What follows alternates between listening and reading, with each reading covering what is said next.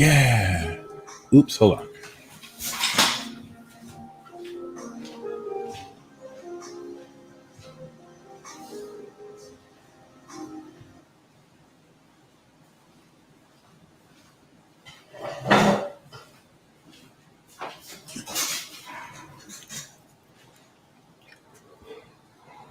Welcome to your monthly Earth Tribe report. We back at it. Happy birthday, Virgo. The realest zodiac sign, in my opinion. This is going to be publicly available for everyone. So whereas the other tribe reports will probably at the end of the week go back to being membership exclusive, as I do every month. It's Virgo season, so the Earth you will be able to access. Yes, I consider Taurus is the most solid zodiac sign. They're the most down to earth, even though they're Taurissimo now, and I don't think they're letting the money get to their head, but they're considerably richer than they were already were. But they're still the most solid, grounded, baby. I consider Virgo the realest zodiac sign. And then I feel like Capricorn is the archetype for the greatest. So we have the most solid, the realest, and the greatest. Welcome to the earth element. Okay. The physiological quality with Taurus, perspective with Virgo, and power with Capricorn. Collective power. Okay.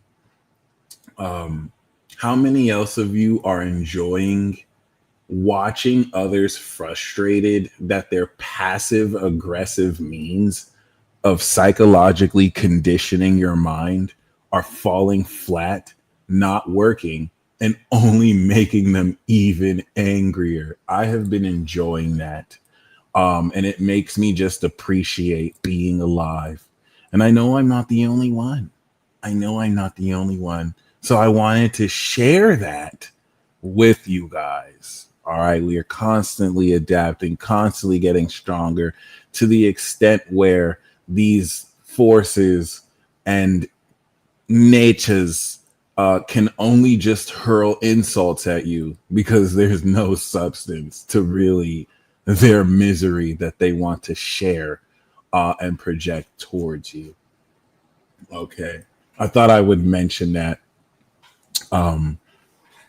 Not to be too petty, but maybe just a little. I opened a birthday invite text right when you said happy birthday. That stuff has been happening all day. Jamie JW, thank you so much for sharing that. You're in the flow, my friend.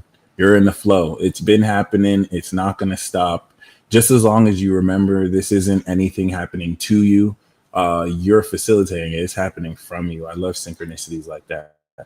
That being said, okay, and whenever, for anyone who experiences that, especially very frequently, focus on what it is you were thinking at that moment. What was it that was on your mind? What was it you were feeling? Perhaps a sync like that can help you pay greater attention to that amongst other things. Okay, shout out to all you guys who've joined us. Yeah. Like I mentioned and started with the fire, the earth houses, okay, whereas the fire signs, the earth signs are the earth houses. For earth signs, the earth signs are the fire houses. Okay, so Virgo, of course, is going to interact with these earth signs as we will discuss in this way. First, fifth, and ninth house. Okay. And as you continue to let your work and your actions speak for you, I hope this will really help propel you forward and give you a lot more to enjoy presently and ahead of time for your upcoming success. Okay. Capricorn and the MC rules legacy And, you know, with the proliferation of the internet and people who kind of go at lengths to try and do investigative work to try and summarize someone's entire life experience, and based on their limited perspective, people have this obsession with trying to define other people's legacies. People have this obsession with trying to say, oh, this person lived up to their potential, this person's legacy. Yeah, let me just remind you, your legacy can only be defined by God. And yeah, whatever you're meant to accomplish is nothing that could be taken away from you. So I hope you're not comparing your success with other people, and I hope you are not judging your success based off of what the consensus or status quo believes that's supposed to be. People who do that are miserable and constantly try to bring others down on their level because, well, lack of substance will do that to one. So I just wanted to share that because it is it's nothing that's new, but it is something that if you get too caught up on, you're going to be losing sight on what it is you're already succeeding in. All right. So ask yourself as we do this, is the concept of success for you something you want to give your power away to people who at best will only experience you from the outside looking in? And do you have such little respect for yourself that you will entertain these opinions from others versus, you know, being who you were made to be? See. All right. That was the calm way. This is the Gemini way. Screw all that BS. Let these haters talk smack and tell them the S your D. All right. So we're going to jump into these interpretations. This is going to be for your rising sign. This is going to be for your sun sign. Namely, for the rising, we'll track where these transits fall and what houses. And for the sun, we will, of course, take into account the angle these transits are making to your sun. You can also do the moon. But yeah, we will look at, of course, as always, the natal. And then for those of you who have these progress placements, you are welcome here as well. Okay. I also want to remind you that most people, first of all, a lot of things are brought about through ignorance rather than malice. Not that both can't be true. And most people identify so strongly with their beliefs. Whenever you practice or do things that go against their beliefs, they take that as an attack on them, as they project the cognitive dissonance they face on that from you. So just a reminder to never really take personal attacks personally, even if it was meant, so you don't allow others to rob your peace in the name of them pretty much speculating and postulating the meaning of life to them. All right. You kind of remember that, and I think you'll enjoy this Virgo season and appreciate what's real. So your progression's at the end of Aries. That's good to know. Unless you need a plot, that's good to know. So your late Aries progress sun, very interesting. I'm trying to think of what's aspecting close to that, but yeah, I just recently became a progressed moon in Taurus. Like 9 months ago, 10 months ago. So that's been pretty chill. Closing up the progressed Cancer sun cycle. And yeah, so once again, earth signs like Taurus is all about value, self-esteem, worth. Virgo integrates that relative to your behavior and your lifestyle. And that's where with Uranus in Gemini, we are adding more unconventionality to this.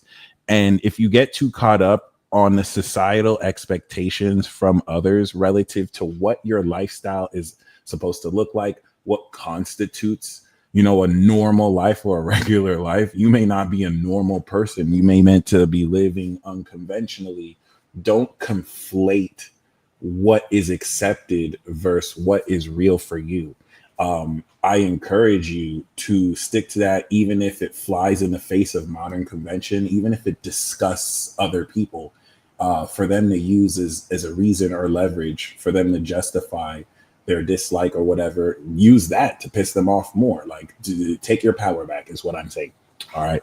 And of course, Capricorn being success and legacy. The whole point of Pluto and Aquarius, or Pluto and Capricorn in Aquarius, from 2008 to 2024, it's been phasing out these old world concepts and beliefs around what success really means, and this need to, some people are so desperate to feel accepted and to prove themselves to others that it makes them lose sight of who they truly are, in an effort to attach to something that gives them the feeling like I matter and I achieve something according to this, and all that shit is phased out. So just please keep that in mind. These really just buckle down to earthly attachments that don't go with you when you die.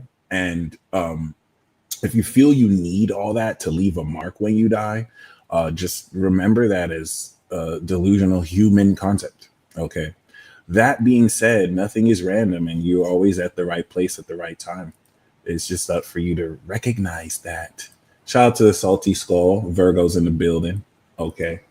We're going to start off with Taurus. And per usual, for those of you who want a live reading, click the description box below. I will have the live queue at the end. Shout out to those of you guys on Instagram. I'm on YouTube right now, but I will be checking it to see what you guys are saying. Cool. So Taurus Sun, Taurus Moon, Taurus Rising, natal and progressed. Okay. You had Uranus. You had Uranus, and I'm laughing at the 12th best sign. I love that. You had Uranus. Okay. Oh shit, it's on. Okay, Aqua Mars, that's crazy. You had Uranus through your sign 2018 to now. It has crossed over into Gemini. So Taurus, this is actually pretty exciting. It's been very, being a Gemini that's like right next door to you guys, it's been amazing to see your growth. It's been amazing to see how you have innovated your independent platforms and used your voice to Uranus fundamentally is the disruptor. Uranus is disruption that is necessary to create innovation, which is why it's tied to revolutions, which is why it's tied to the unconventional. It's trans-Saturnian, meaning that its orbit comes after Saturn. Chiron is in between the both. You need to see it with the telescope. So, this is going to represent innovative solutions or problems outside the boundaries of the current age's era, right? In order to weather through disruption or just pure innovation, bring it to the next level. People used to ride buggies and horses. Now they drive cars with horsepower. And they fly planes, right? And the innovation is constantly happening. We'll see what the next is after that. If somehow regulating jetpacks and flying cars is even feasible, and how to deal with flying cars and people flying just splatting on the ground.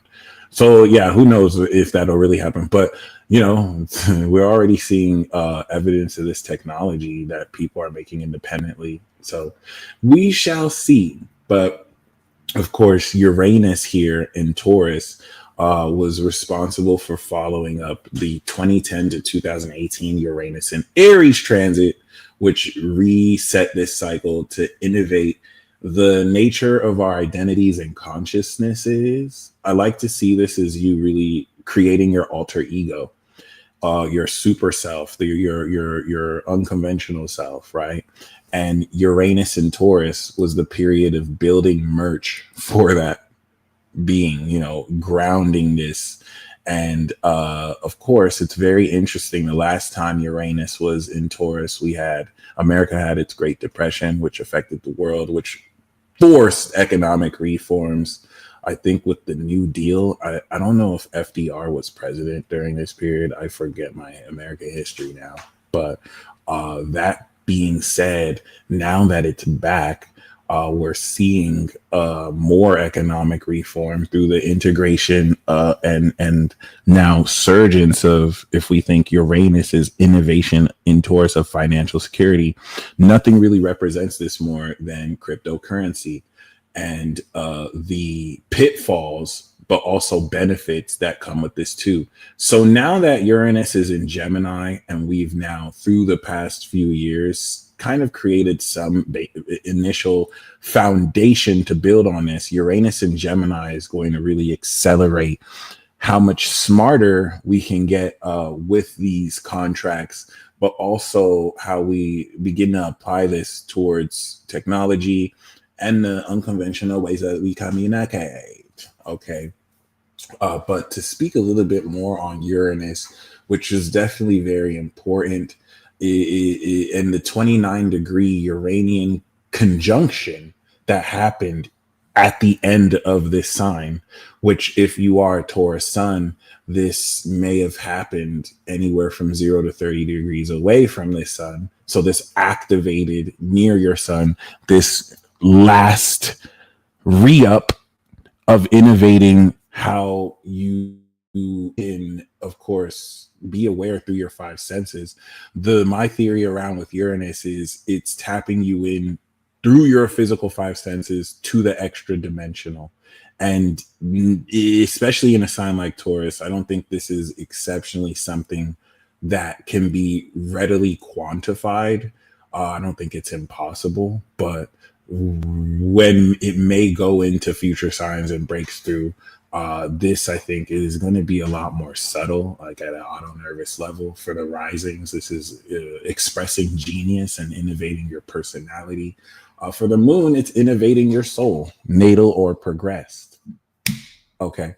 So the reason why I want to set that up, of course, since last year, Jupiter has left Gemini and gone into Cancer. So Jupiter, after it expanded your sign in Taurus, began the process from June of last year to like July of this year of expanding that moolah, baby, and expanding more so the thought process and idea of what you're worth. As Gemini is both Scorpio and Taurus's affinity, Gemini is Scorpio's 8th house and it's Taurus's 2nd house, which they both rule respectively. So now the actual strengthening and enriching of the quality and value of yourself has now applied itself to expand through Gemini the idea around your worth, the expansion of your mindset and what you think to yourself and communicate to others around what you're worth. Yesterday's price is today's price, baby. All right. And we see this reflected further as it is now in Cancer and expands the emotional intelligence, whether there's an actual EQ quotient that exists or not. I'm just going to say that. And more how you translate this idea around your worth to how your feelings, whether with words or not, reflect this through your body language, which now also, since 3rd house's abilities and Cancer is psychic, is expanding your psychic abilities, grounded with your own natural quality of value that you embody or are aware of. Okay. All right. Okay. So really ask yourself, what is it through the past year were you able to facilitate that actively expanded the money you're making, the true value you're making? This isn't limited to just money, but your actual words. That's the cool thing about Taurus. They're the Midas touch. So the way that they're able to literally monetize their ideas, monetize their thoughts, this is literally their status as the producer. And yeah, the 2nd house Gemini means they have true value and value things that are, of course, based in enlightenment. right? At least archetypally. All right.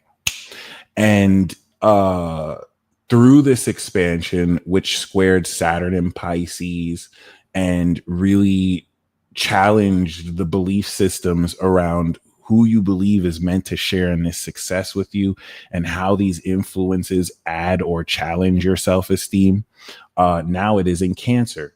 And with Uranus that is now in Gemini coming into 2032, this is going to unconventionally innovate how not only this will radicalize your ability to make money and apply this genius of your value, which once again all stands into understanding your worth. The whole purpose of Uranus and Taurus and Gemini looks like really owning your worth before most people get it. Uranus, once again, is disruptive.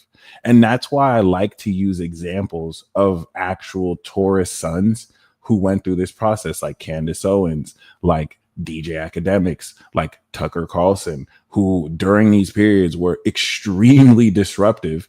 And now the perks of Taurus as an independent producer is that they don't necessarily have to have other collective authorities or social authorities tell them what they can or can't say. And the thing about this transit is that you have to own this radical sense of your worth before other people get it. It's going to look fucking crazy. Turning down certain deals, and being able to innovate certain platforms that may eventually raise. So what that looks like is taking, DJ Academics taking a Rumble deal, right? Which Rumble and Kick and sites like these, in comparison to more mainstream outlets that are already established, is what that kind of looks like. It wasn't only Tauruses that they gave these contracts to, but this is kind of how, an example of how you can see this push through. If you think most people would say, oh, he fell off, right?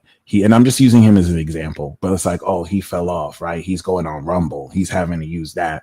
Instead of really looking at it for what it is long-term, pioneering a more independent platform before, for better or for worse, whether it failed or not, like taking that effort to do that before maybe it may grow or not. Just that whole concept of being able to do that. And now with Uranus in Gemini, putting your money where your mouth is and realistically carrying forth this ownership of your value. And once again, that's why I like to use DJ Academics as an example, who I think really exemplifies this. Candace Owens as an example. Candace Owens, who worked for the Daily Wire, and now because of maybe certain disruptive opinions, had to really now just stand on her own platform. DJ Academics, who had to really move through his career constantly being told that he'll never reach a certain level, but was able to independently. And I'm not really saying this as like, oh, he's awesome, he's amazing. Like, I'm just really talking about what has factually happened and what that means for any individual, right? Even Tucker Carlson, like as far as like their role in how they have encouraged others to question what is officially being told. Jaguar Wright is a classic example. And that's that Uranian disruptiveness that makes you question, are they really that woke, or are they just fucking crazy and just making shit up? So like, I'm not going to focus too much on whether what they're saying is true or not versus the disruptive element at play here, which I think is very important to kind of consider, because now it's in Gemini and this is going to radically like completely change all of your financial situations. And that's why I want you to really go back to a lot of these facets, right? I have an affinity to weirdo, misogynistic assholes. See, that's why I kind of wanted to say what I was saying. I feel like when I say these things, some people take it as I'm complimenting them, and I'm like co-signing what they do and say. I allow people to be who they are, whether people like it or not. I don't think that means that I have an affinity, but because I'm not bashing them, because I'm not demonizing them, then people will just say you support somebody. So I think that's kind of interesting. But I like this comment because, as you can see, that's what these forces do. Like, they trigger people. It's disruptive, and it polarizes these extreme views. And it's not like it happened with everybody, right? It's also just innovating this sense of independence, and the struggles with that. I mean, we've even seen with artists like Coi Leray, who is also born in Taurus season. But yeah, that's kind of why I like these dynamics. They're very divisive as well. And it's controversial. It gets the people going. But mainly the Uranus, if anything, is also controversial. And this is going to now apply towards a lot of how you, of course, push forward and now manifest this sense of innovation. So if you take into account how Jupiter has expanded what more you can manifest and make real, for some of you, not all, right? But for some of you, that may feel, especially if you feel like maybe, Jupiter went through my second, but I don't think I necessarily have more money or whatnot. It's not really about what you may have directly manifested versus what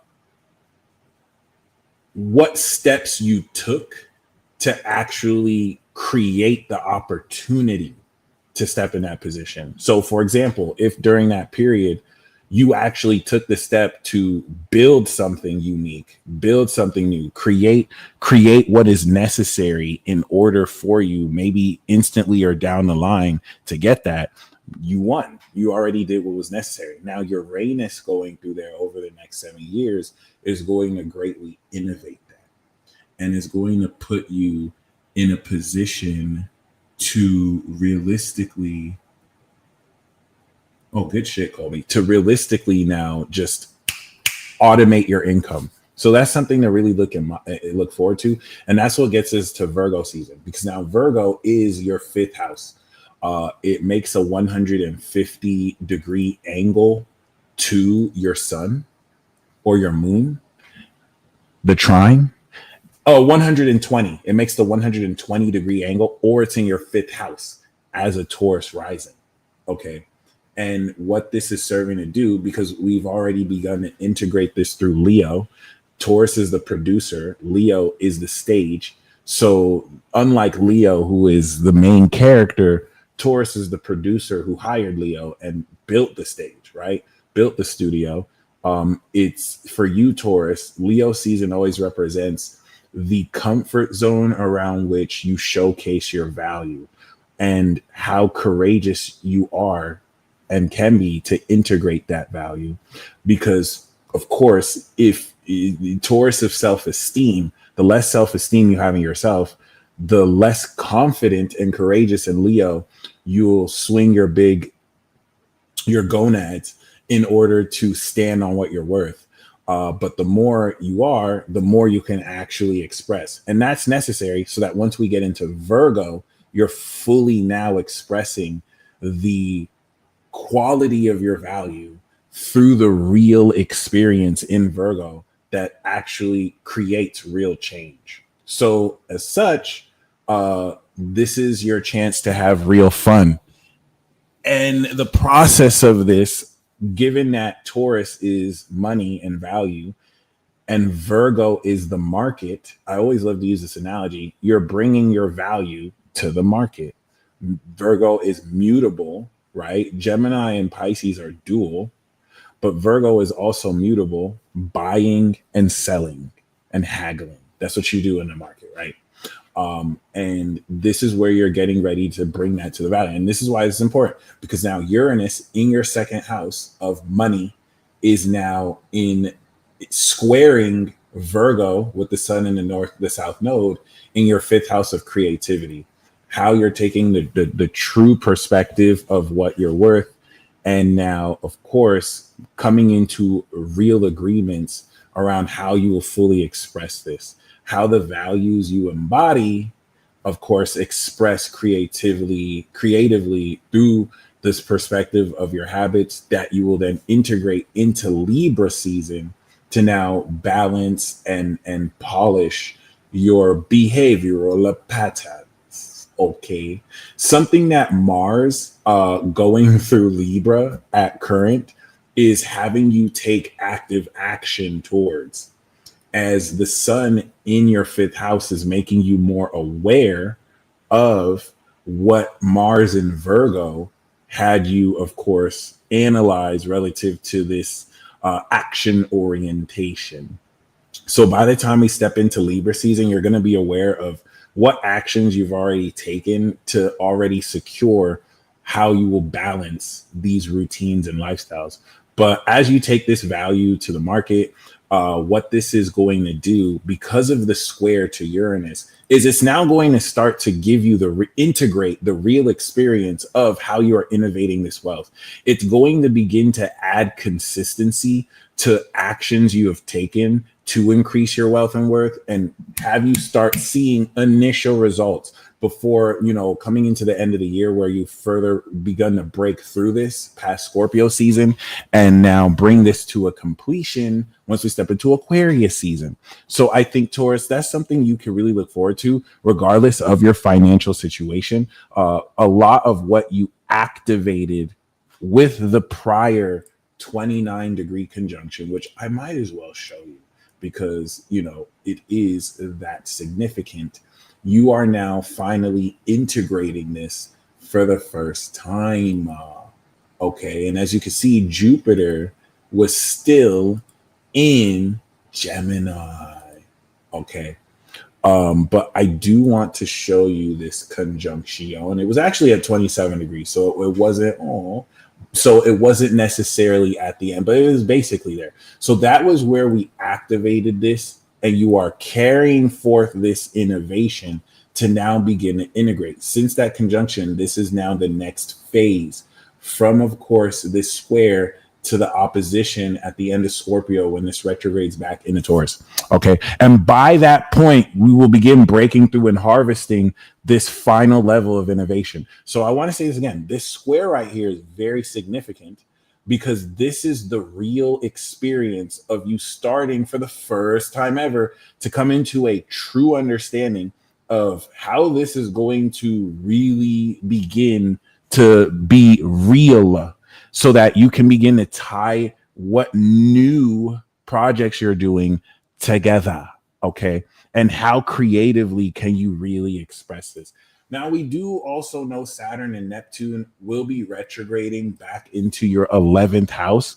And Saturn and Neptune, through this 12th house, this nebulous space, is reimagining this sense of your own unconscious habits regarding how you identify yourself. I always like to see this as your secret identity.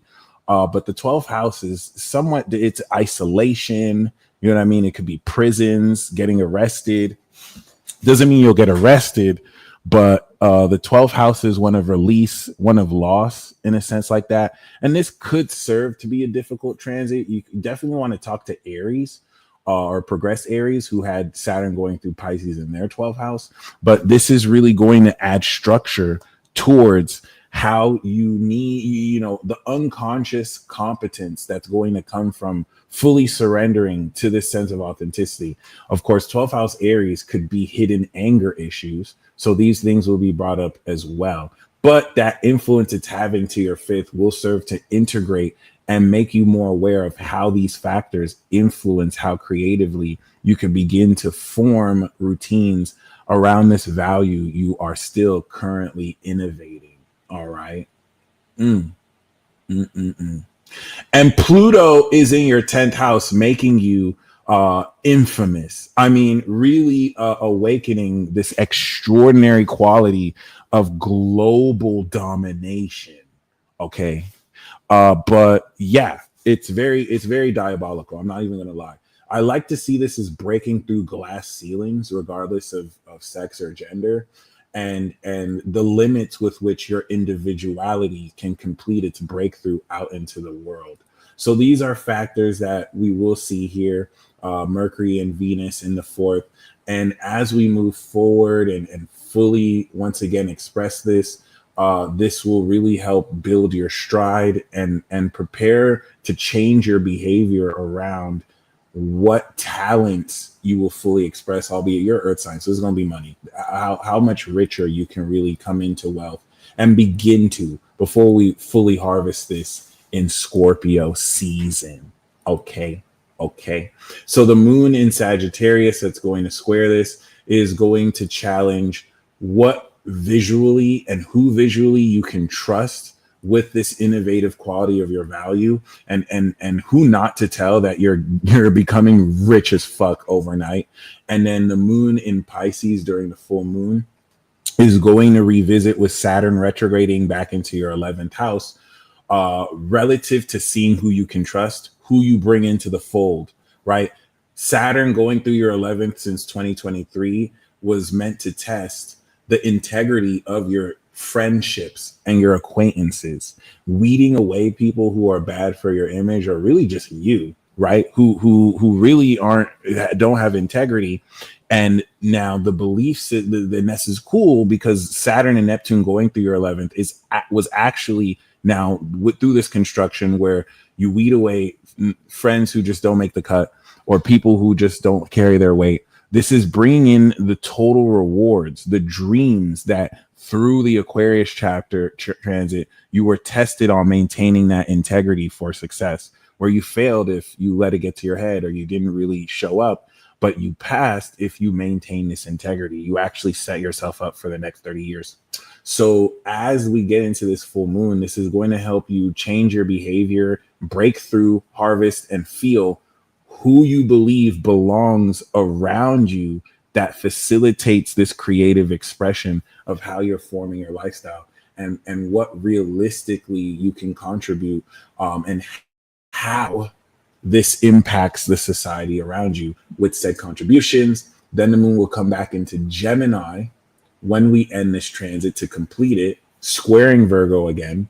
And by the time we end this transit, before we have the second new moon in Virgo, that moon in Gemini conjunction to Uranus in about 3 weeks from now will give you an unconventional understanding of now how in one short season you have changed the experience and behavior around how you're a lot more liquid and how practically and tangibly you can apply and maintain this consistency to continue to make more bread.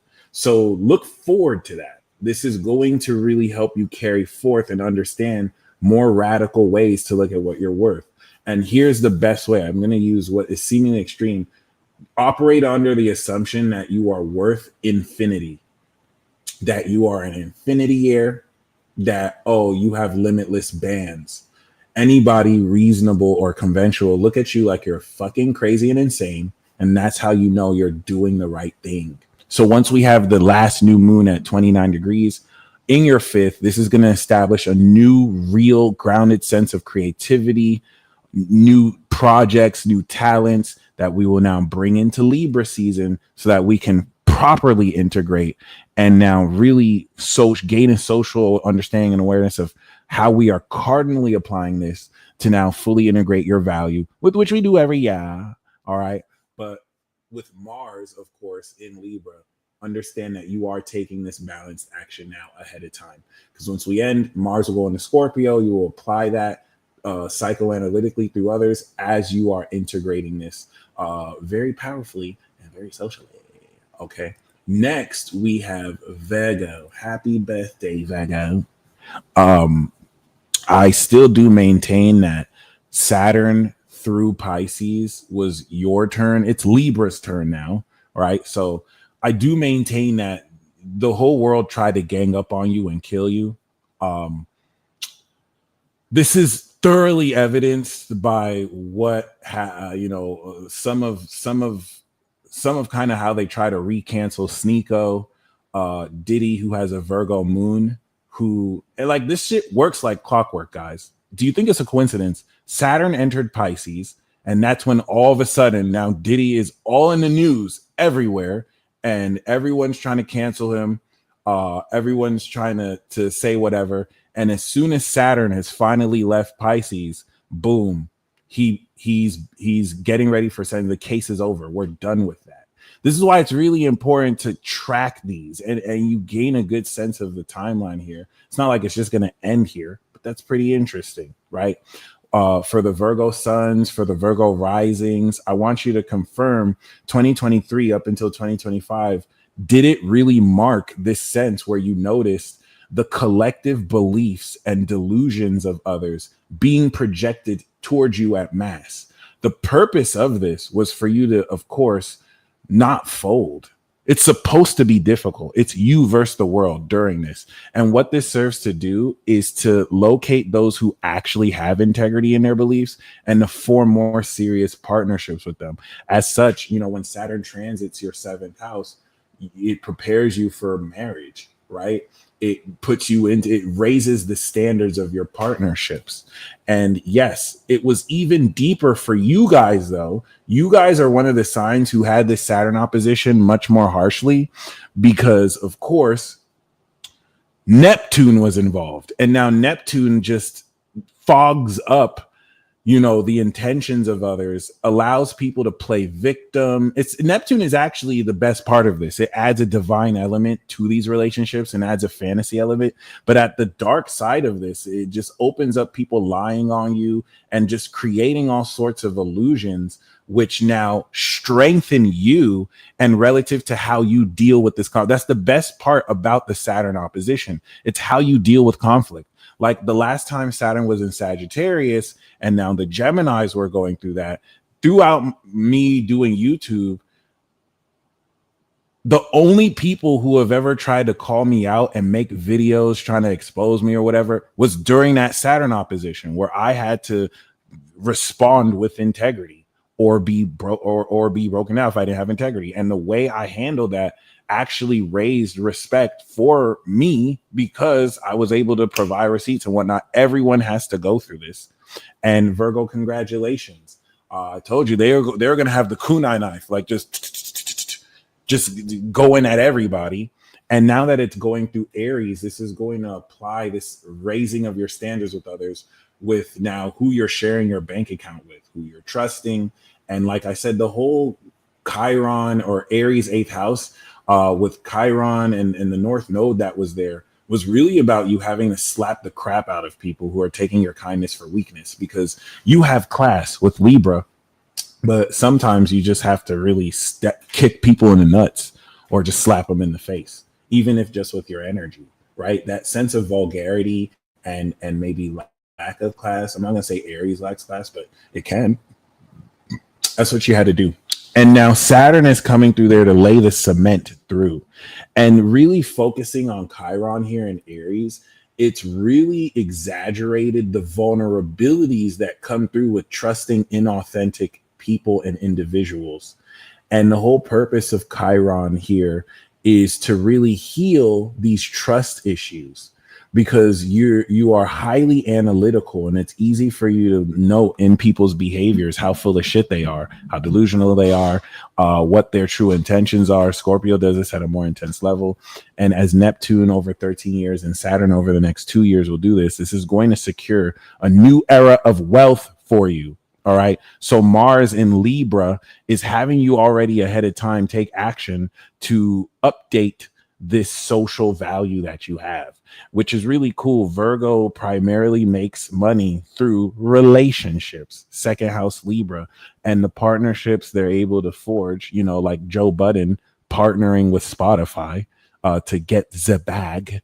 But this is going to represent this altruistic, of course, action orientation to really begin to secure. So what that's going to look like basically is Mars is you taking action to increase and reflect how you balance what you're worth to invest in the right individuals. And then the sun is going to go through there next month, and you're going to be aware of the effect of these actions and what you can continue to balance, tweak, and twerk and do whatever. Now, what's even more exciting is, of course, Uranus that has gone through Taurus in your ninth house of higher education and philosophy has, of course, enabled you to introduce unconventional genius, shifts and groundings to ancient concepts, or to teach things in very innovative ways, and to really shape and ground and innovate these values to prepare for the 10th house of success. Something that last year Jupiter had truly expanded. And I think if you're a Virgo rising, especially if you're Virgo sun or moon, it's making that 270-degree angle to that. But for Virgo risings, this is in your 10th house. And I think it's very important for you to accept how you have completed this evolution cycle that started for you since 2016. So this now, it breaks you through and completes that breakthrough into what opportunities you come into. And the whole science behind the Gemini midheaven, or the 10th house Gemini, as the critic, you are the second to last sign, Virgo and Libra, with individually defined success. Okay. So with the 10th house Gemini as the critic, your legacy is to be heard. Clearly, the one sign that says the things most we don't want to hear and will not hesitate to give you criticism, their word needs to get out there. They reveal hidden meaning. Fourth house Sagittarius, that's what a critic does. They reveal hidden meaning. Meaning is Sag, hidden is fourth.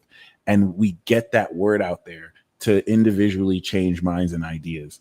Boom. And so the opportunities that Jupiter went through that enable you to accomplish more and say more and reveal more, right? And provide more enlightenment has not only, of course, leveled up your legacy, but now that it's in Cancer, all right, it's getting ready to enrichen this feeling of the rewards you gain. And that's a really cool thing about Jupiter, that is especially at 17 degrees and will be at 21 at the end of the season. This is going to level up your circle of friends. This is going to expand the pool.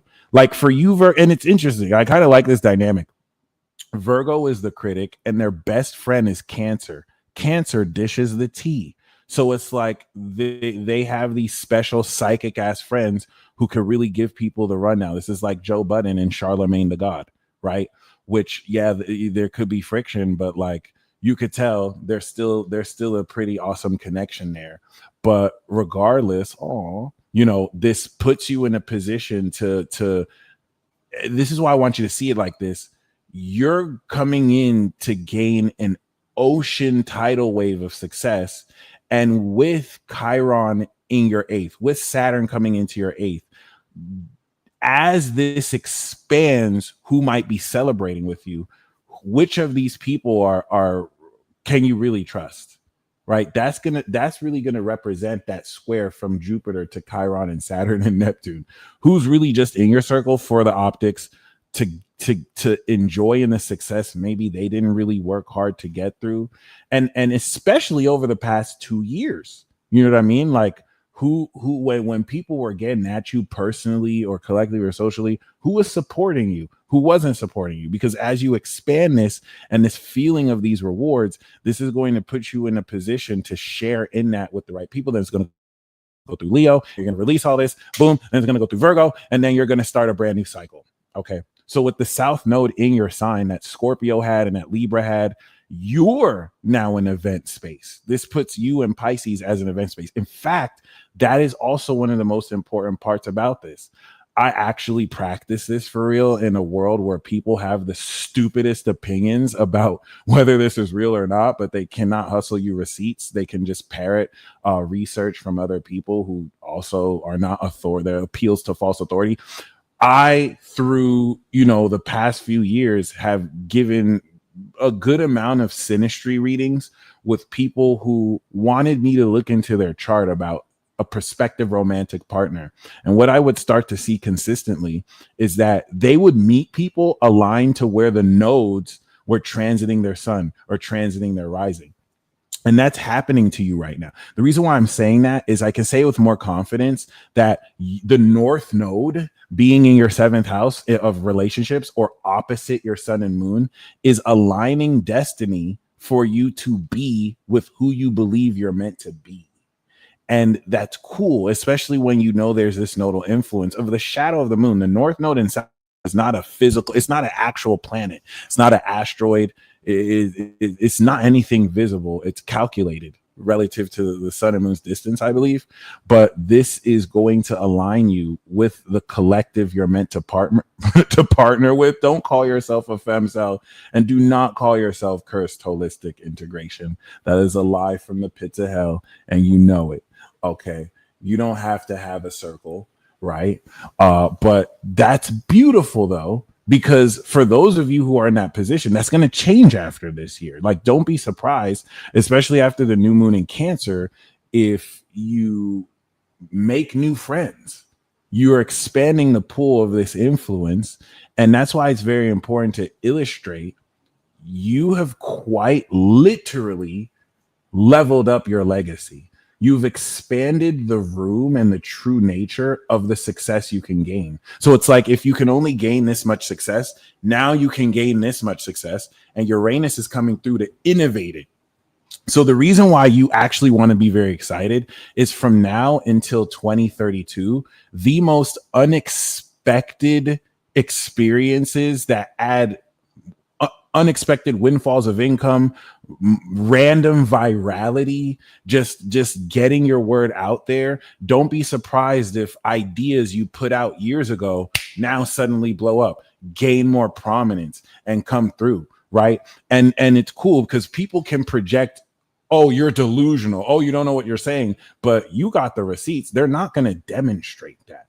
And that's what, through the Saturn opposition, really showed you that most people are just projecting their cognitive dissonance and misery at you with their delusional beliefs. So now they think you're delusional because it's actually them, which if they weren't, they could clearly just demonstrate that. But 2 I told you so tours later, they're just punching their fists in the air because they can't manipulate you. That's what makes them weak, stupid little bitches. And we love that for them. Yeah. So the South Node in your sign is actively aligning you with who you're meant to be. And there's nothing you really have to do to seek and look for who you're going to be with, how you're, especially for those of you in relationships, how you're going to like whatever. All you have to do is stay real.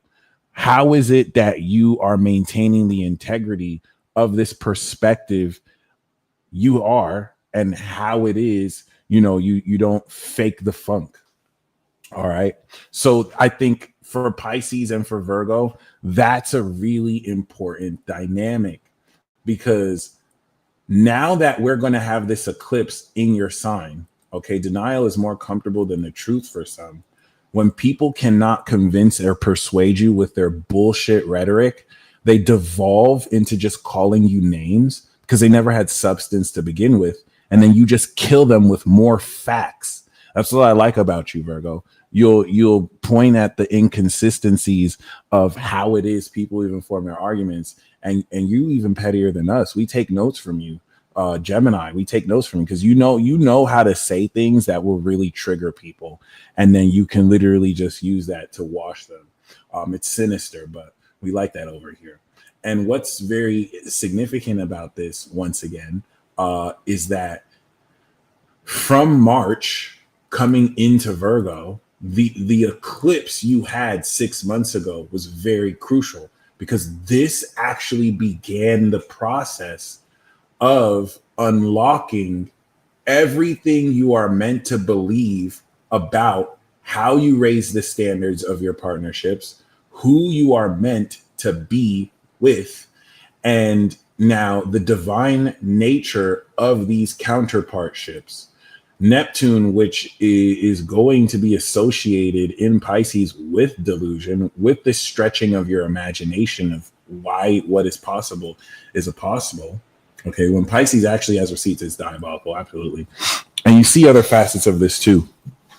And this puts you in a position since 6 months ago to now, of course, break through the previous year, but begin that process, because this was the first time since the North Node came out your 8th house to now take the individual actions to secure your boundaries and to apply them relative to how you believe that experience should be with others. So now in Virgo season, Virgo is now harvesting this by you adjusting how you behave and how you express yourself so that you can align with everything 6 months ago you believed you wanted to achieve with the right people, with the way you express with other people.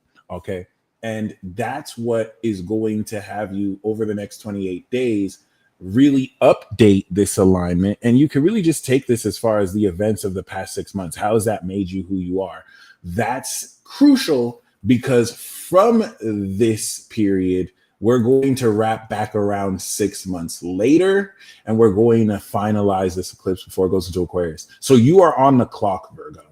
This is establishing this, going back around, and then that's the eclipse from Virgo to Pisces. It's like, okay, I believe that this is what I deserve in partnerships. And all these people are hating. I will never tolerate this. I'm not going to accept this. You've drawn your boundaries. We're coming back to Virgo season. This is how I have to be to maintain those beliefs, right? And this is as simple as like, I'm not gonna let people talk to me in a certain way like this. So now in Virgo season, how is it that you enforce that when people do talk to you like that? How have you updated that? This is what you're going to be tested on. I need to really kind of put the emphasis on that. When Saturn retrogrades back into Pisces, this is finalizing this test, right? How is it? Saturn is asking, okay, you said you wanted this in relationships. Well, let's test this for one last time.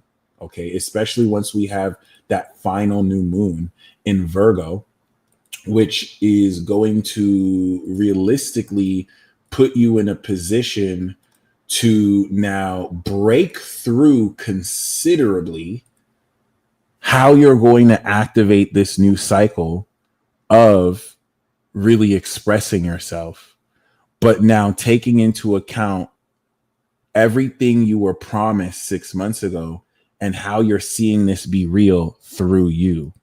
And all attempts to try and demoralize and shame you as they fail to work will give you a greater scope of what more you can accomplish. Because of course, insecure people need someone to feel better than, and given that y'all are the masters of consciousness, it just enables you the ability to exploit all said weaknesses, baby. Okay. Mercury that we see at the end of Virgo before it goes into Libra will immediately apply all of this analysis through you to, of course, immediately begin to manifest said value in partnerships with others, or how it is you interpersonally relate with others. Okay. Honestly, be a hoe if you want to be a hoe, but please do not say you failed. Take accountability for what you've done, but this is where it's like, I feel like you joke. I know you're not being serious, but I do want to just kind of highlight that, like, this is not the time to be, not that is ever a time, but this isn't the time to really be taking scripts that other people want you to say and speaking that for you, right? Don't allow these curses to put that there. But please, you guys will be surprised. And especially now that we're phasing out the Pisces, a lot of the fog, a lot of the doubt that you might have had around these things will overnight change. And all you need to do is just maintain what you know you deserve, and you know you want, and you know you're holding space for. Okay. And that's really the thing. The biggest doubt. And Virgo, please comment the number 7 if this is true for you. This is real. This is real. I'm not going to shame you for this because this is real. Are you more doubtful than ever with relationships? And maybe some of you are more hopeful than ever. So I really want to know how this applies for you. Comment in 7 if over the past 2 years you've lost almost all your faith uh in connecting with the right person, maybe even in existing partnerships.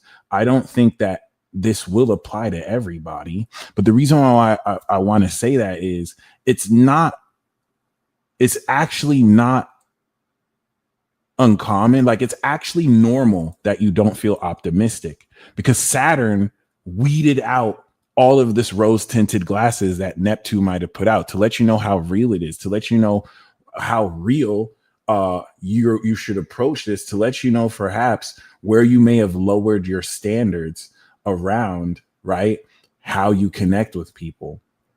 And now that Saturn is leaving this space and has more kind of added its total karmic integral yada yada yada to this now, as this transforms through the Aries transit, is almost seemingly overnight. Now that you and you know, you've gone through this, now you're taking a more serious approach towards it. Boom. Now when you actually meet the right people for you, you've already learned the lessons through these dynamics that you had to learn. Okay. And once again, like, it's very easy for people to say what they believe or how they might not agree with what you do. Tell those idiots to demonstrate it. Say, prove it, and watch them make excuses for why they can't. We don't have time to argue. We just demonstrate. That's why I don't play this whole astrology shit. I'll just read your chart, and then you could tell me it wasn't accurate. I have no time. Like, I remember giving 10 years ago, before I was online, I was learning how to do this on the streets. That's the whole thing. Before I was teaching astrology on the internet, I was on campus talking to like at least 100 people, asking them for their chart. And I remember one of my friends, he works for Homeland Security. He was a Virgo. And that was one of my big first tests that was very exciting, because I was like, yo, bro, can I read your astrology chart? We were walking, to our next class. He's like, my bitch does astrology. His words. He's like, yeah, that's my girl do that. My girl do that. I don't do that. And I was like, perfect. When's your birthday? And I didn't even have his time of birth. Like, I just knew his sun sign. I told him a little bit about the month and what's happening. And he gave me real credit. He had no reason to like blow smoke up. He's like, you know what? Like, for someone who doesn't really know what I'm going through in my day, you were pretty accurate. And the cool thing is, it's not like he instantly started reading astrology, but he was able to let me know, there's an accurate basis to this. I wasn't vague. I wasn't using Barnum statements. Like, it let me know I can turn the skeptic to a believer, right? I was able to do this with Virgo, who the Virgo archetype that like is critical towards this. Cool. And that's just demonstration. Virgo is the critic. They are easily the best skeptics. And that's why we need Virgo, because without Virgo, we're going to believe our own hype. And we're not going to have that person to let us know, hey, this shit was trash, my G. And that's okay. And that's okay. You can do better. This is why we hate Virgo, because they tell us what we need to hear, even though we may not want to hear. Scorpio is way too harsh. They're like Anthony Fantano, that'll just give you a 0 on your project when maybe it didn't deserve that much. But hey, there's a need for that too. There's a need for that too. They're like the purest, right? But relative to that, it's very amazing to see how since 2016, right, with Jupiter, and then since 2010 with Saturn, give or take, you are now harvesting and completing these cycles. And that's really the theme for you moving forward. This is actually breaking through years of work on yourself. And as a social superhero that manifests activism, that embodies these real social, like, that's why Virgos make some of the best comedians, because they're really good at situational comedy. If you notice, Virgos are funny because they don't really make jokes. They actually just break down real shit. Like, the funniest shit they say isn't a joke. They're actually really being serious. Unlike Capricorn, that's more of a dry humor and a sarcastic wit, Virgo will really just take a mundane real experience and just kind of break down how real it is, right? Given that Virgo is a social sign, this is the sign that's going to experiment with political and controversial social themes, right? And probably get in trouble with it because this is who they speak to. They're the outside gang. Leo, Virgo, Libra, Scorpio have to brag about how they stay outside so that they can stay culturally relevant. And they're all about culture. Like, I get it. It's cute. It's awesome. I don't know. I'm a homebody. I'm an Indian. I wouldn't know about that. But it's very realist comedy. I love that type of stuff. And of course, you 10 years ago is not you now. So the themes is you're being rewarded for maintaining integrity, or you're having to, face a bit of karma for what you didn't do, right? I'm not trying to say every Virgo here is a saint. Obviously, we all make mistakes, and it's really your capacity to take accountability, but also at the other end, not take accountability for other people. That, I think, that's the most important thing Saturn through your 7th in Pisces taught you. Maybe you take accountability for other people and you don't fully allow people to take accountability for the ways they're being dumbasses or inauthentic or dishonest, and allowing them to, right, cutting them off if necessary, doing what is necessary in order for you to really push through. So yeah, Virgo, this Virgo season is going to reactivate this next version of you. But because the South Node is here, you are an event space that is unlocking your habits that you're going to apply to inspire new beliefs in others. All right. Now that is the safe way to say what I'm saying. We got the math out the way. Now here's the real deal. This is the final test. So people are going to try you again. People are going to think, okay, can we try you again? And you're going to murk them. Oh, especially from now over the next 6 months. By the time you now bring what you're activating over the next 6 months, this is going to really secure for some of you marriage, actual partnerships that will last for the rest of your life. It's going to really now take existing partnerships and offer up renewal contracts. Can I still believe in this person? Can I still believe in this group? But you're going to have people trying you.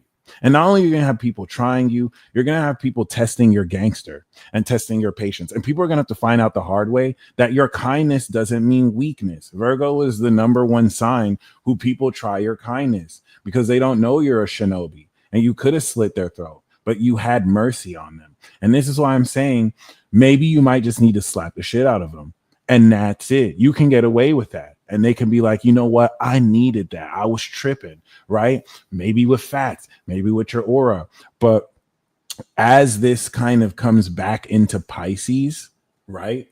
And for some of you, I'm saying partnership or marriage, but this could be you becoming married to the game, especially with Neptune here. Neptune now transcends the physical basis of what this has to look like. And this can create very strange occurrences and synchronicities and unexplainable events that you are directly facilitating just with your presence alone. So you may have projected that to an outside authority. And this season is going to allow you to understand, no, it was actually you, right? People are reacting strangely because you're here.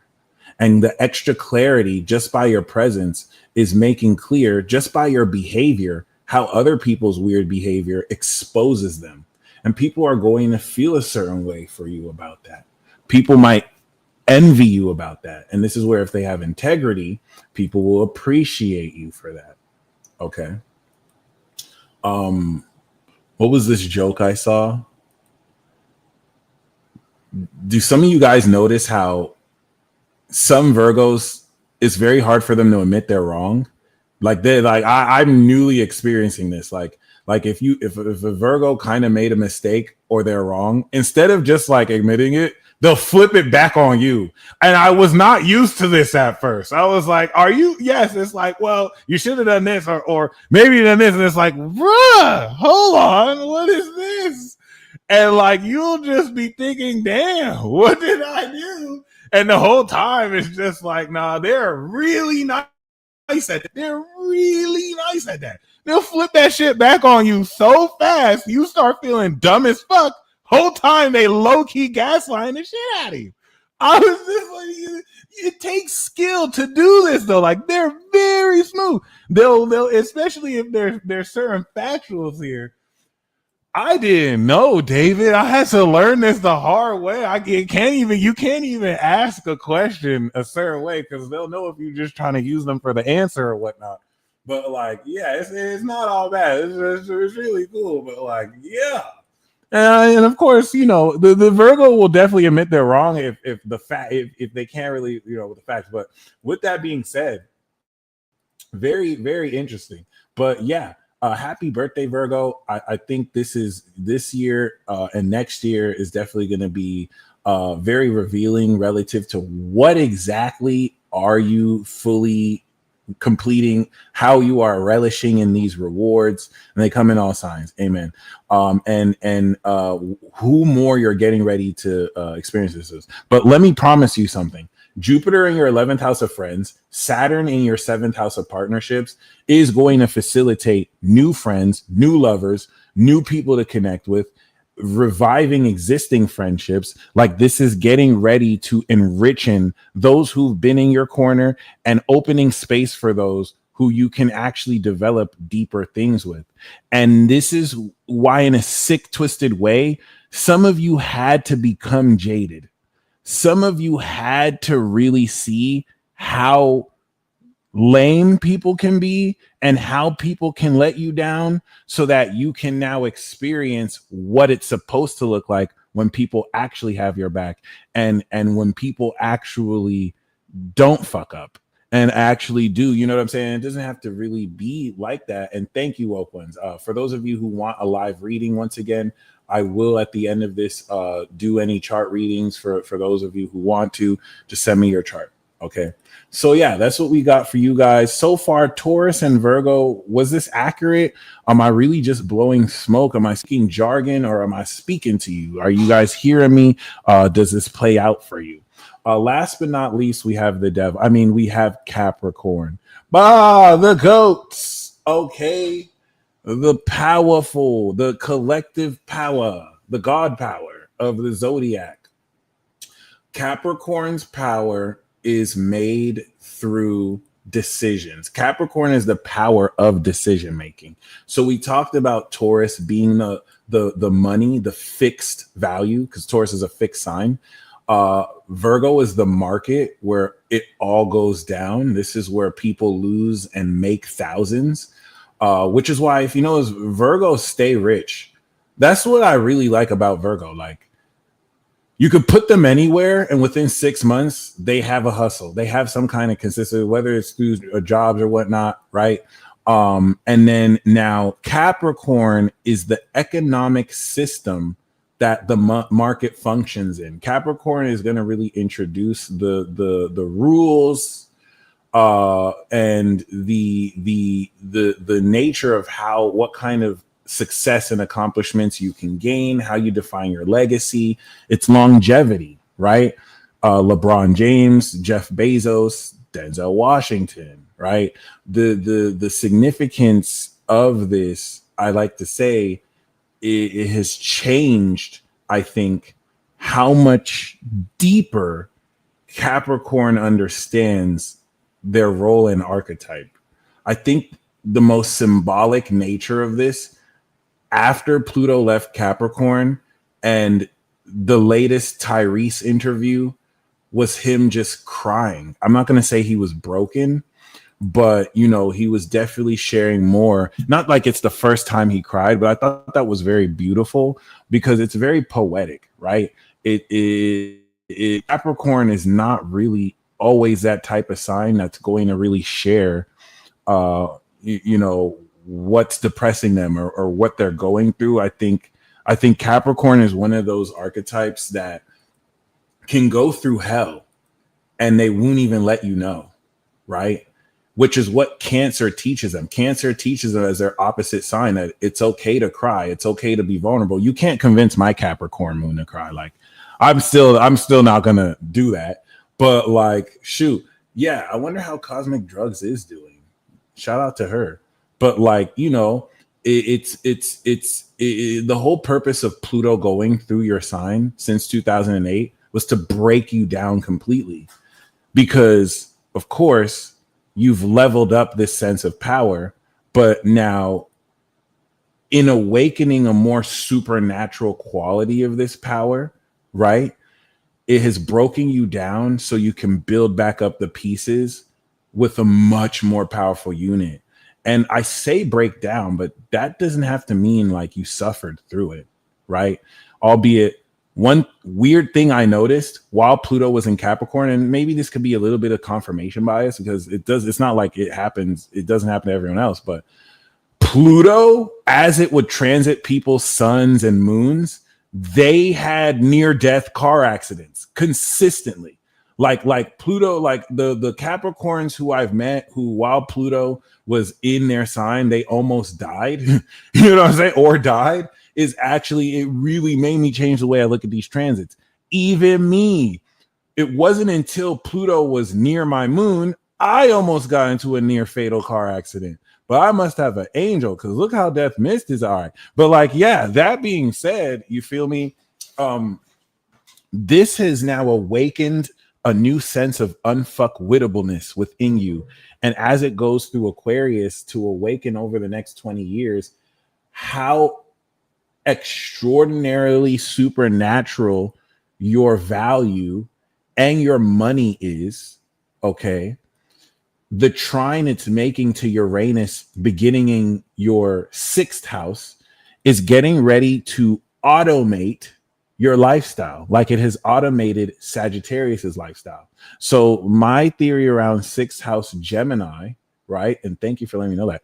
My theory around 6th house Gemini is that this enables multitasking, but you take an enlightened, smart approach to your routines. You live the smart life as the director, as the collective power, right?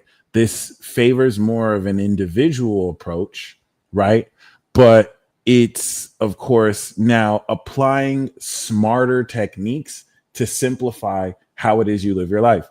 And we have to take into account last year how Jupiter not only evolved how much smarter you can live your life, but since 2020, when it went through your rising or went over your sun, now you have fully integrated every single facet of evolving you. And now that it's in Cancer, it is breaking through this evolution of yourself to now expand partnerships with others. So this, during periods like this, can open up new relationships. It's leveling up. Whereas Saturn is opposite Virgo and it's raising the standards of their partnerships and having them step into more serious partnerships. This is hooking you up with people who bring so much to the table, who match what power you're putting in. And to really speak a little bit more on that, the apocalypse cycle started in your sign. So honestly, that's enough to look at each and every single one of you a little crazy. Okay. You guys sponsored the apocalypse cycle. And I think that's a unique experience that only you can share. And whether you know it or not, you played your hand into facilitating elements of this apocalypse. Classic example of this is Rand Paul and Dr. Fauci.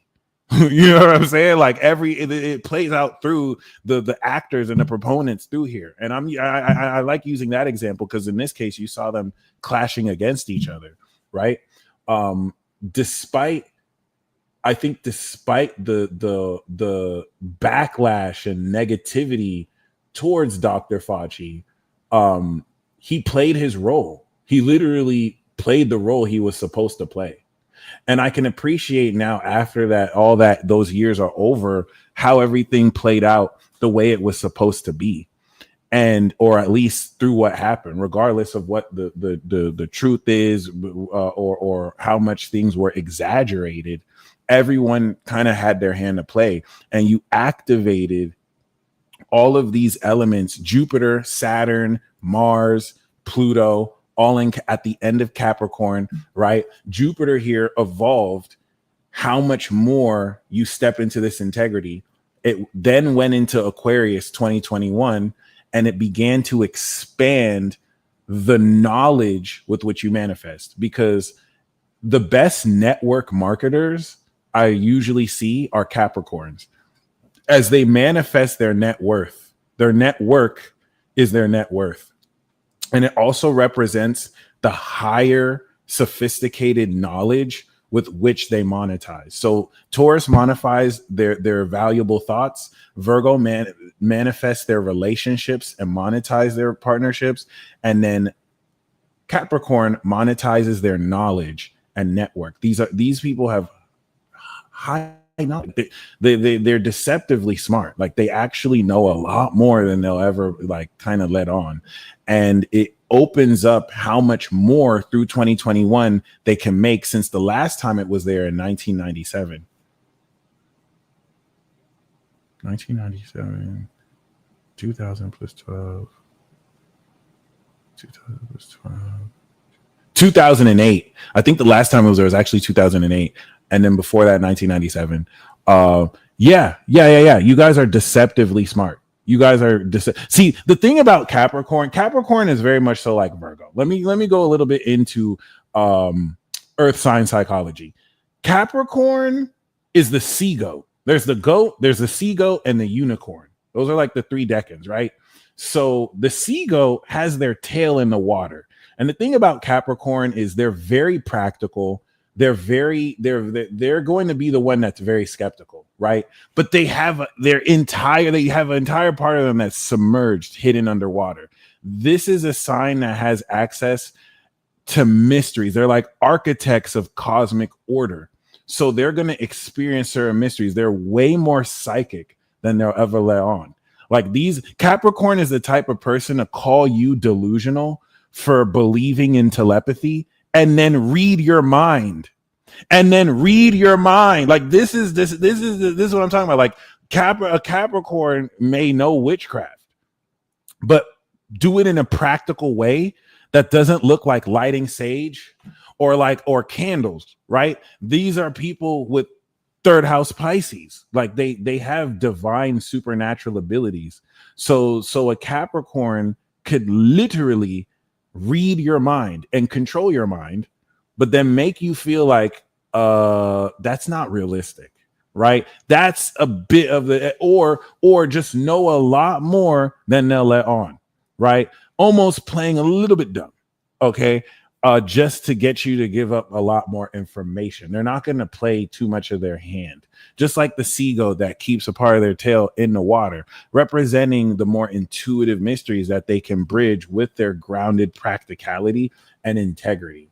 And that's the difference between the Cancer ninth house and Pisces, or the Pisces ninth house for Cancer, where they lean in more to their beliefs that support their feelings. And then Capricorn has Virgo. Their Capricorn's philosophical approach is purely based on facts. I'm going to say that again. Cancer's philosophical approach is heavily influenced by their spiritual beliefs or their beliefs.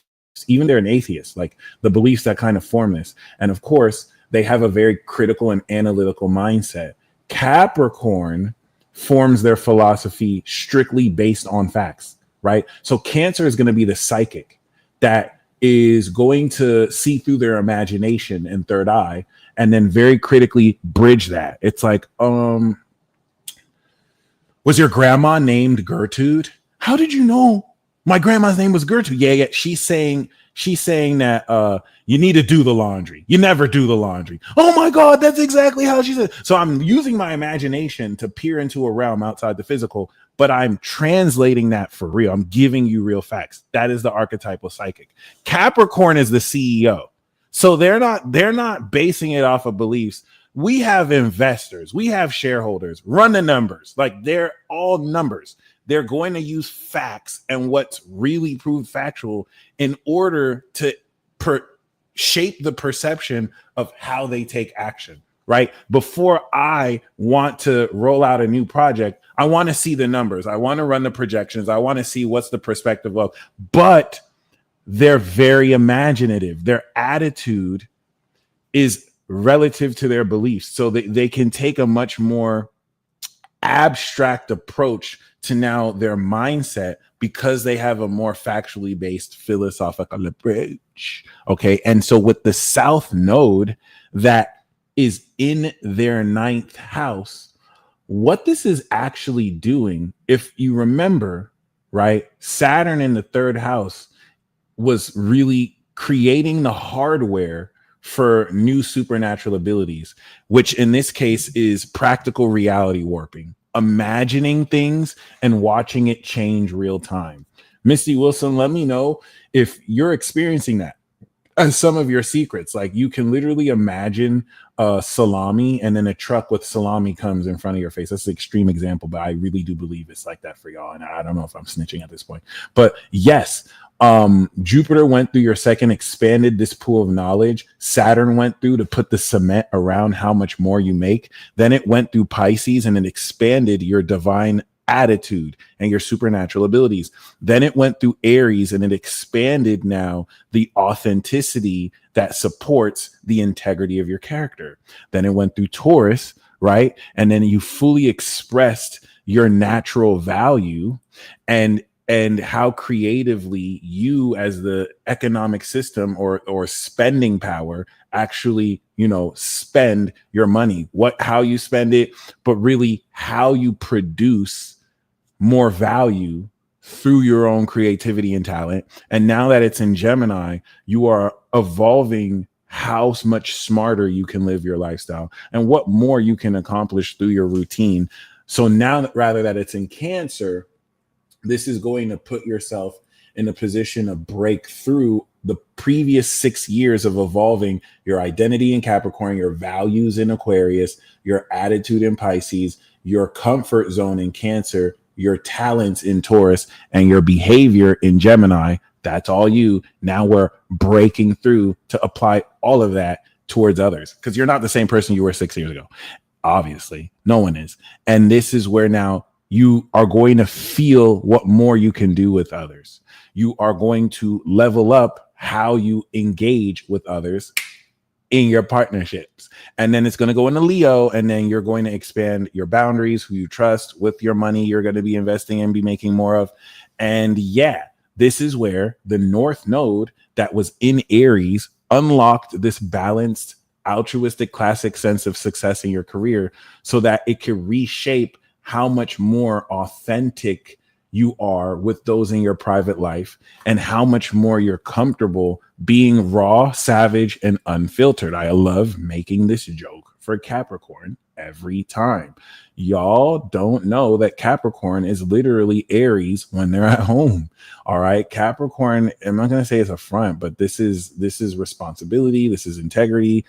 Capricorn is control. It's control over your emotions, maybe sometimes too much, but the rawness, Capricorn is at home in spaces where they can be fully authentic and they could be fully themselves. Okay, let me give you another example. I love making this joke.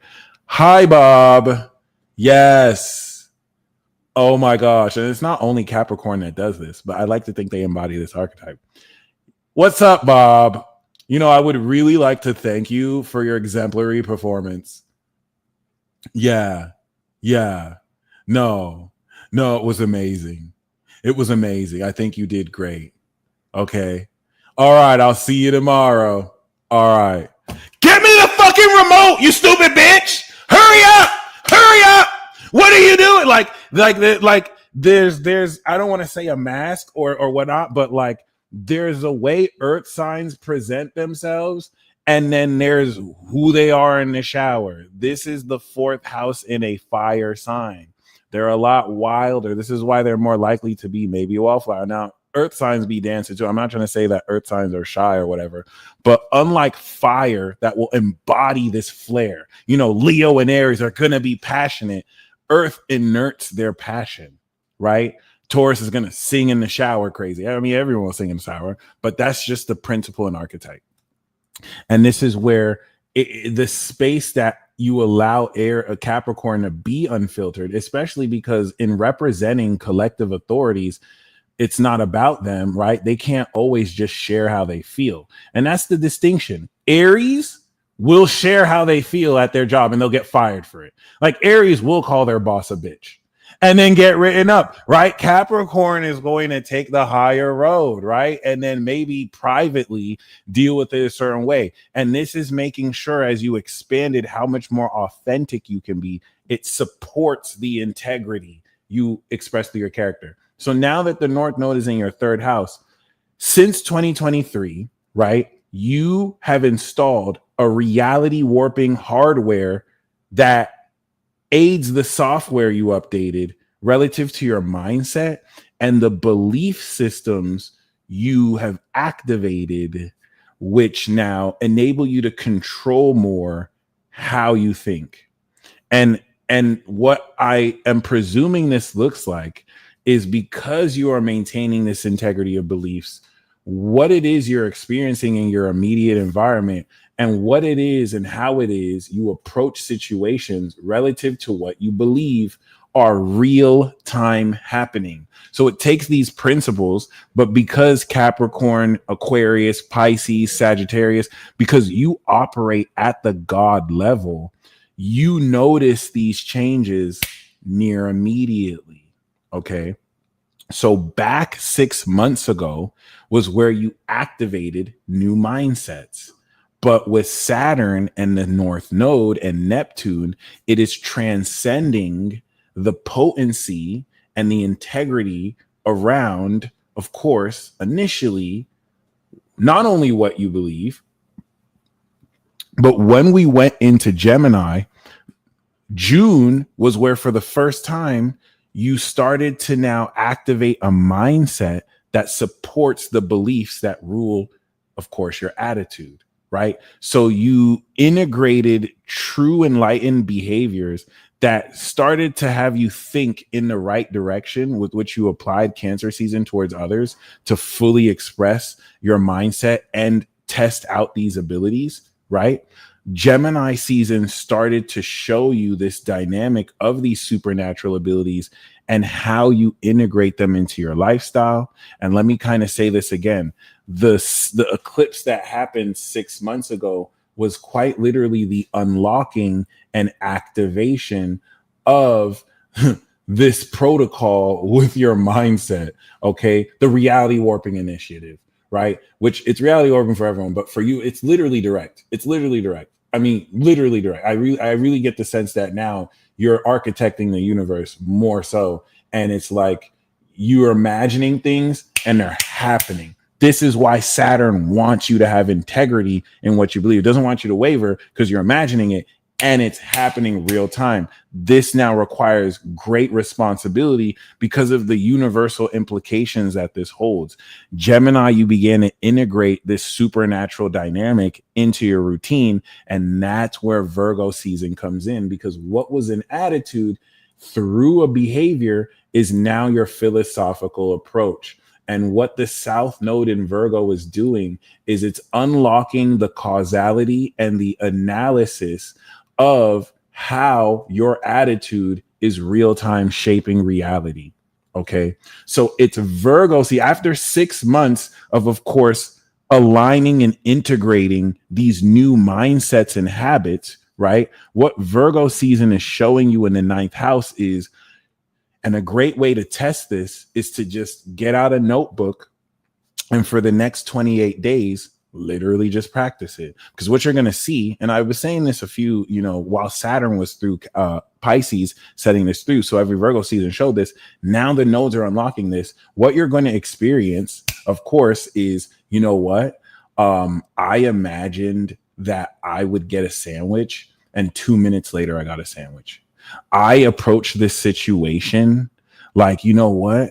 I know they told me I'm not going to get the job, but they're going to change their mind. And you walk into the meeting and they change their mind. Like, you're going to see detailed analysis of how long it took for it to happen, what actually happened. It's no longer just a belief or a thought, where you started to see it post June.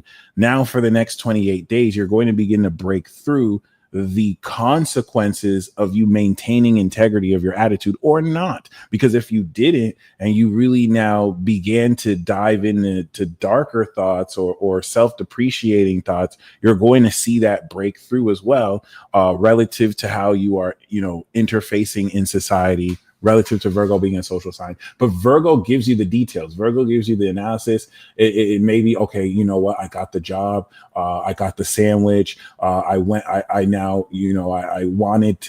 wanted this basketball team to win the game. They lost. Right. So it's not like everything has to go your way, but you're going to get detailed analysis of the real mechanics of this new reality warping supernatural abilities you're coming into. In fact, Saturn is unlocking a whole host of all the abilities you will really be having for the next 10 to 20 years. And that's why I want to take this extreme unconventional approach towards explaining this, because like the idea of what used to be conventional, what used to be accepted as real, what used to be accepted as logical over the past 100, 200 years, we're done with that. It is quickly becoming obsolete in light of new discoveries and in light of everyone awakening around the world. And don't take my word for that. You're going to directly experience that. Why and how is Saturn unlocking abilities for us? Why and how is Pisces? Why Pisces? How Virgo?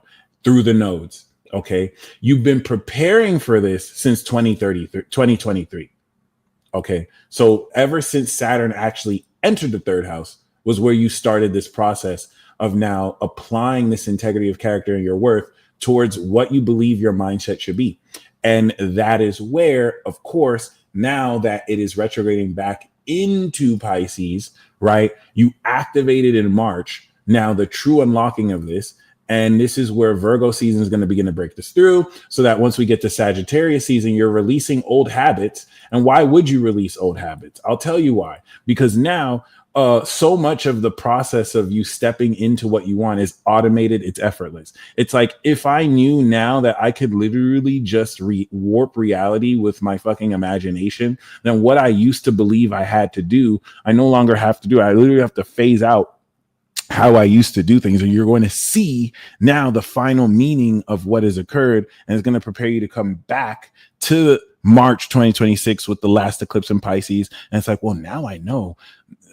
I don't have to doubt the fact that my imagination is literally affecting reality with a causality that I can measure.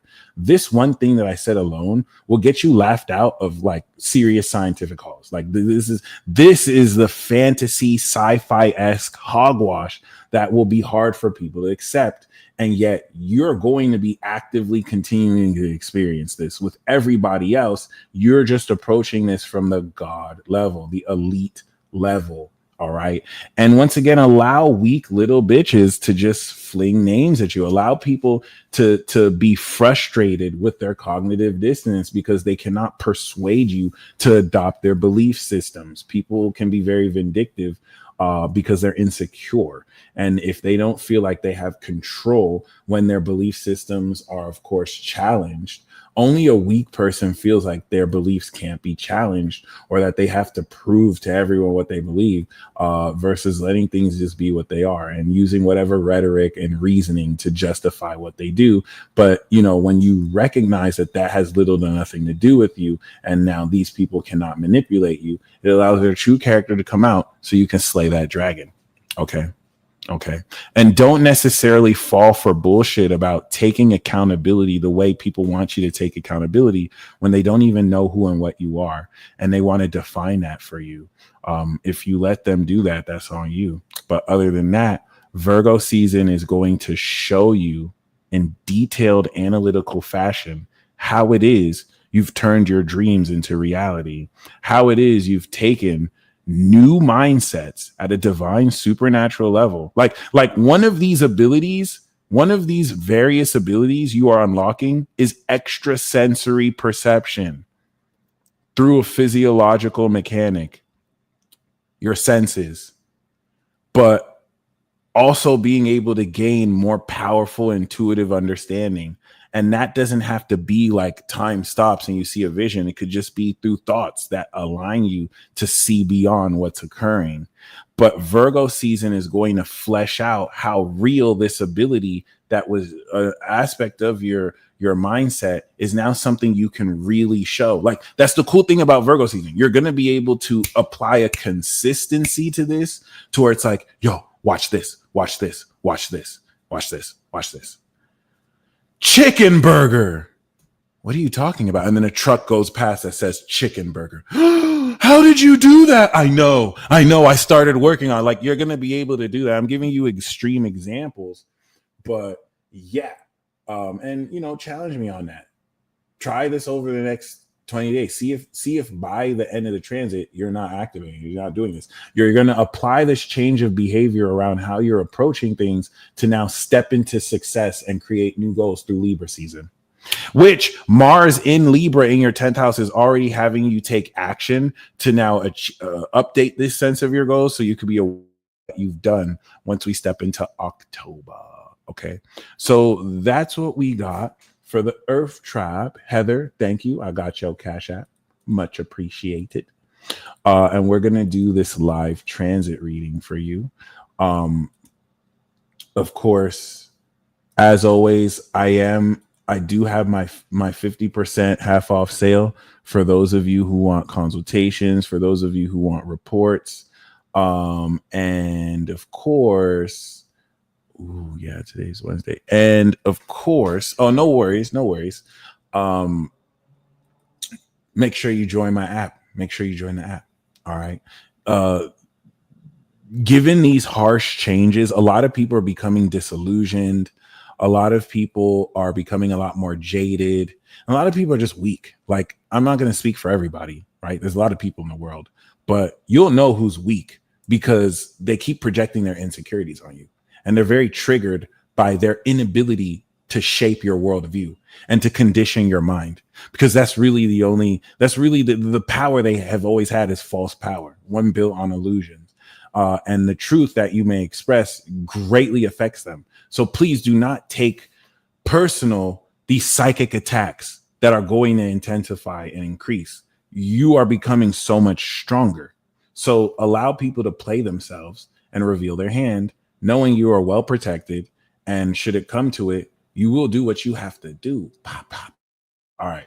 Anyway, Heather, we see that you have your rising in Aries. You got the Aqua Moon and the 1 degree Virgo Sun. So you are the celestial master, embodying the warrior, embodying the original archetype. You go into a Mars return with Mars in Libra. You have Jupiter and Saturn and Juno in Virgo. Oh my gosh. Okay, that's crazy. Okay, wow. So women who have Juno on their sun, moon, and rising carry the queen goddess archetype, like Kylie Jenner, like Kim Kardashian. Is actually a huge deal. And there's a distinct sense of royalty and command, because it's a rulership aspect that I notice with women with that versus women who don't have that. So you have that. You also have the Reaper, and you also have the King of the Gods, Hera's husband. So you are totally magical. Like, there's a way you apply this mastery of analysis that Saturn enables you to encompass a total mastery of. But as a consequence, you're way more serious around how critical you could be. You could be maybe sometimes too critical, but it falling into this 6th house space really gives you not only a disciplined lifestyle, but it represents how abundant your lifestyle becomes when you stay in integrity to how it is you stick to the integrity of your routines. And this lets me know that you're somebody who provides massive healing to the way someone lives their life. Like, you have this command and mastery over helping people adjust and perfect the way they live their lives. You add this real magic to this. So I think Rum Nitty is a Aqua Moon Virgo Sun. Y'all are the celestial masters. You hold in now a much more genius and knowledgeable understanding of how to integrate and critique, real social dynamics. In other words, you are the Virgos that actually know what you're criticizing. Okay. Because Virgo is really going to critique relative to their perspective, and they may not necessarily have all the information. They can really just go off of what it is they see. You actually tap into a universal sense of knowledge out of this world, expressing itself through claircognizance that now gives you the best of both worlds. You can literally know stuff without knowing the details, but then you have your Virgo sun and can confirm it relative to those details. Now, here's the cool thing about the Aqua Moon Virgo. The Aqua Moon Virgo is the Virgo of all Virgos, the celestial critic, the celestial master. Okay, you guys are the genius critics. All right. You guys are more Virgo than other Virgo counterparts because it gives you a much higher quality of expressing this magic mastery. Ooh, life path 22. So with Virgo season and this solar return you've just come into, the South Node is unlocking this mastery of your behavior in order to fully venture into your unconscious beliefs. Saturn and Neptune and the North Node in Pisces are reshaping old beliefs you used to have about yourself. And because this is opposite your sun, old beliefs you used to have about partnerships with other people, because you're getting ready to embody authority and embody this new world order. Aries risings especially are leading the charge into the new level of authenticity that's going to shine the light into this new world we're stepping into. So, of course, over the next 2.5 years, as Aries goes opposite or through your rising, this is going to really have you embody this next level of responsibility and transcendence of character you need. So the way you have mastered, and that's another thing for those of you born 1980, right? 77 was Saturn Leo, so they had their opposition. But for those of you born 1980, Saturn has finished opposing your Saturn. You're breaking through the karmic cycle you activated 2008, 2010. So this for you as an Aries rising is making sure the integrity of your behavior doesn't allow other people to take advantage of your kindness and to introduce bad, unhealthy habits. Because I'm just going to assume off rip, right? I've never met you. I have no reason to think, and I could be wrong, but Jupiter, Saturn, Juno in the sixth, you're very serious about the way you live your life. You're going to not cut corners, and you're going to work so much harder than the average person to make sure your lifestyle is on point. And you're very disciplined. I think that discipline may just come natural to you. Like for other people to live what you do, it might be too serious for them. You're very serious around how it is you express yourself and integrate your behavior. However, now this 12th house Pisces is the house of hidden enemies. And this is going to really reveal and expose hidden enemies that you may be partnering with who are actively wanting you up, who are actively wanting to maybe doubt certain aspects of your lifestyle, but they don't know you're the real deal. You're the real deal. Okay. Not only are you effectively an alien, I mean, with the God constructs and with the Aqua Moon, you come from the ancient future, South Node Aquarius, right? And this really now ties your soul into literally channeling claircognizant knowledge and wisdom that is advanced and progressive beyond its time, so that you can serve other people with this collective karmic authority and provide this progressiveness towards how people really build their lifestyles. So this Virgo season is really going to integrate everything you've really activated through Aries season in April, and it's going to prepare for you to really break this through in Libra season with Mars there, that's having you already ahead of time act with the right people and balance these partnerships before you're aware of that, and now manifest the potency and monetize the potency of these partnerships that you've unlocked last year with the South Node and the last 2 years. Okay. And that's really interesting because we know 2018 was in Scorpio, and I think Saturn just entered Capricorn, with which you have your MC. You said you have the 11 degree MC in Capricorn. So yeah, your destiny your legacy is to be great. Your legacy is tied towards greatness. The greatest MC one can have is a Capricorn, and then Aquarius and Pisces take it to another level. But yeah, so okay, let me see these notes too.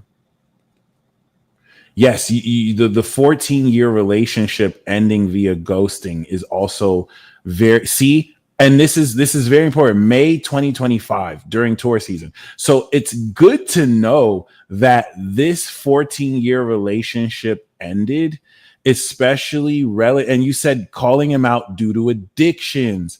And he's a Pisces rising. See, this is very significant because the 12th house is going to be the house of addictions. So this is literally an example how now that the North Node and Saturn of testing your boundaries and the opposition to Saturn, your relationships happen, this Pisces rising did not pass the Saturn test and you called them out for their habits. And this is where in the 12th house transits are going to release everything that's not meant to step into this new first house cycle with you. And you're right, it is destined as fuck. And now that you've released this space over the next 6 months, it's going to open up space so that anyone else who's meant to fill that position will come through. This can even be him if he changes his behavior, or it could be someone new. So it's a lot to look forward to. Welcome Revolutions. Thank you so much for sharing that. And I think you could look forward to preparing to level up more of your practice and your abilities and how well you are at it. And this may facilitate a move as well, because Jupiter on your Venus in Cancer is definitely going to expand and start this new natal cycle around the Two of Cups, nurturing loving heart. You have a holy heart. And it's going to expand your home space, your private space, whether you move or renovate it. We shall see. But yeah, guys, we're going to close this out here. Tomorrow, we're going to reconvene with the air tribe, Gemini, Libra, and Aquarius. And until next time, you guys stay blessed as always. You heard me?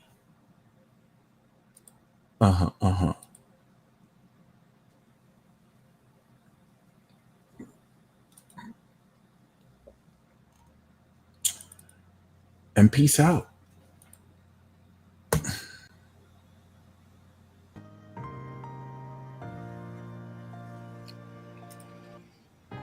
Supernatural is an app where you can access exclusive content from the Peace Deal. On the app features 2 seasons of the Midheaven podcast featuring Beyond the Veil. We also have Mystical Illuminations Television, which features membership exclusive content like the monthly tribe reports and the replays of the monthly peace reports we do every month.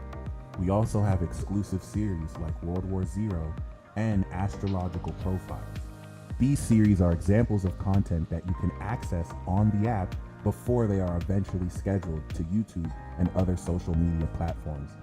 For example, My Planets Through the Sign series will be scheduled to release once a week.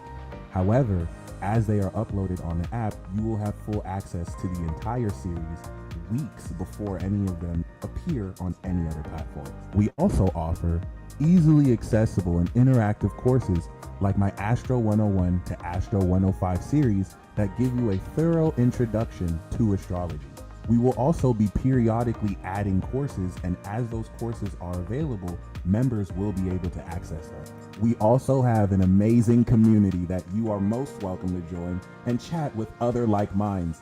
It is not necessary to subscribe in order to use this app, as there is also a free default access plan that will give you access to most of the series in the app that are free and publicly available. In order to join, go to the website supernatural.passion.io. You can alternatively download from the App Store passion.io. Once the app is downloaded and it asks to find an app, simply type in Supernatural. Once the app itself is approved by Google and Apple, you will only need to type in Supernatural in the App Store and it will pop up. But until then, those are 2 alternative methods you can use to join us.